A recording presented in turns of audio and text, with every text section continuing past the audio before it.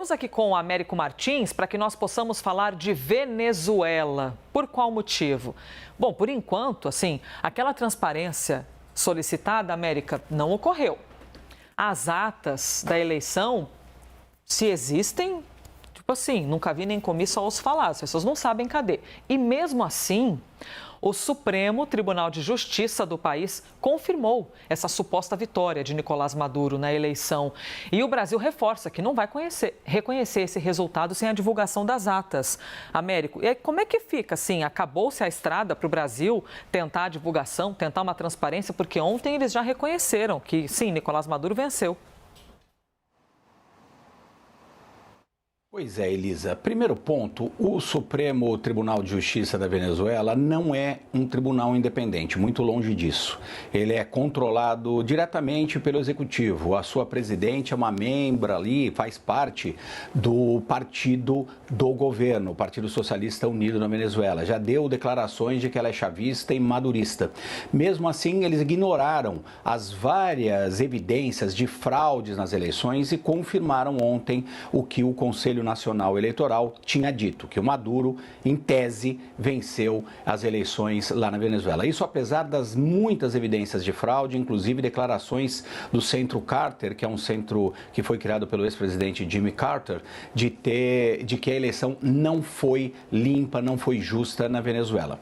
E o Brasil vinha pedindo essas atas eleitorais. Para piorar ainda, o Supremo Tribunal de Justiça da Venezuela decretou o que é, na prática, o sigilo dessas atas, decretou que ninguém mais vai ter acesso a essas atas. E o que o Brasil vai fazer? Eu conversei hoje pela manhã com algumas fontes do governo federal e eles me confirmaram que o Brasil vai manter a sua posição e não vai reconhecer a suposta vitória do Nicolás Maduro nessas eleições até que essas atas sejam divulgadas. O problema, Elisa, é que elas não serão divulgadas por determinação agora do Supremo Tribunal de Justiça da Venezuela.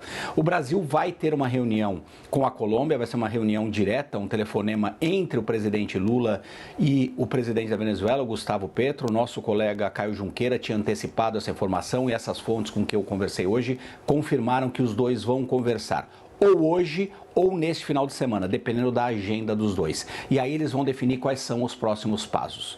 No entanto, Elisa, está ficando cada vez mais claro que o governo da Venezuela não vai fazer nenhum tipo de comprometimento com relação a isso, vai continuar sustentando essa versão com muitas evidências em contrário de que o Maduro teria vencido as eleições. Então fica apenas um caminho, na verdade, para o governo brasileiro e o governo da Colômbia denunciar as arbitrariedades do governo do Maduro e cobrar, mais uma vez, mais transparência. A partir dali, podemos ter várias outras discussões. Se vão aplicar sanções, que tipo de movimento pode haver e pode ser feito contra o governo do Nicolás Maduro. Mas está claríssimo que essas atas nunca serão divulgadas, que o governo do Maduro não pretende atender às exigências do Brasil, da Colômbia e de outros países por mais transparência, e isso vai deixar o Brasil numa posição incômoda. Vai ter que, muito provavelmente, fazer essa denúncia do processo eleitoral que foi fraudulento na autocracia da Venezuela, Elisa. E a gente viu algumas cenas,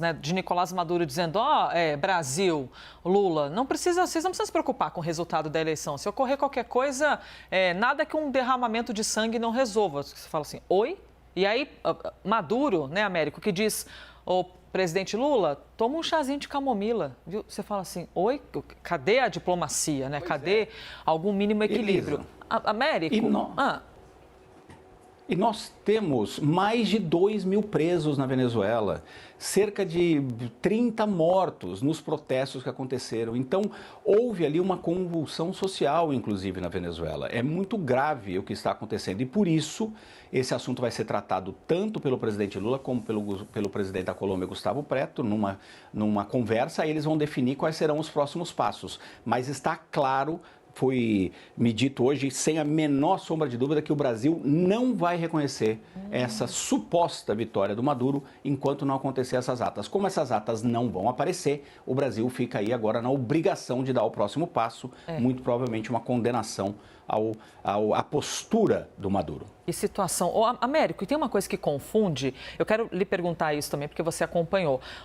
Assim que ocorreu a eleição na Venezuela, houve um comunicado do próprio PT, dizendo assim, parabéns por ter sido um momento pacífico e tudo mais, né, de eleição, e temos certeza que Nicolás Maduro muito prontamente vai responder aos questionamentos do mundo, né? Porque assim, ao fazer uma nota parabenizando, fica parecendo então que a gente está, né, apoiando tudo o que aconteceu. Ali gerou uma dúvida, mas essa nota também dizia, esperamos que o país responda a todos os questionamentos do mundo. Ou seja, trouxe esses dois lados de interpretação, mas deixou no colo aquela impressão de que, bom, então o Lula já reconheceu a vitória do Maduro? Pois é, mas isso não aconteceu. É preciso fazer a diferenciação clara entre o que é a posição do PT, que é o partido do presidente Lula, e que de fato reconheceu a vitória do Maduro, logo depois do Conselho Nacional Eleitoral ter declarado essa vitória, sem ter apresentado em nenhum momento os números. Sem ter os números não é possível reconhecer qualquer tipo de vitória. O PT, apesar disso, resolveu reconhecer a vitória do autocrata de esquerda, o ditador Nicolás Maduro. O governo brasileiro tomou uma outra atitude. Cobrou a transparência no processo eleitoral, cobrou a liberação dessas atas, cobrou que o mundo inteiro tenha acesso às informações dessa eleição. Só que o regime venezuelano não está disposto a fazer isso, não vai fazer isso. Ontem ficou mais claro do que nunca. O Supremo Tribunal de Justiça da Venezuela, principal tribunal do país, que mais uma vez não é independente, determinou que as atas devem permanecer em sigilo. Isso significa que elas não serão divulgadas. Não existe essa possibilidade neste momento. Portanto, o governo brasileiro vai ter que tomar uma posição, que muito provavelmente vai ser diferente da posição atabalhoada ali que o PT tomou logo depois das eleições, reconhecendo como democrática a eleição do Maduro. Sendo que, mais uma vez, Elisa, nós temos muitas evidências, não só da oposição, inclusive de observadores internacionais do Centro Carter, um dos centros mais respeitados no mundo de defesa da democracia e dos direitos humanos. Os representantes do Centro Carter foram dos poucos que foram permitidos entrar na Venezuela, saíram de lá, quando estavam fora da Venezuela, fizeram declarações contundentes e claras, dizendo que o processo não foi justo e não foi limpo.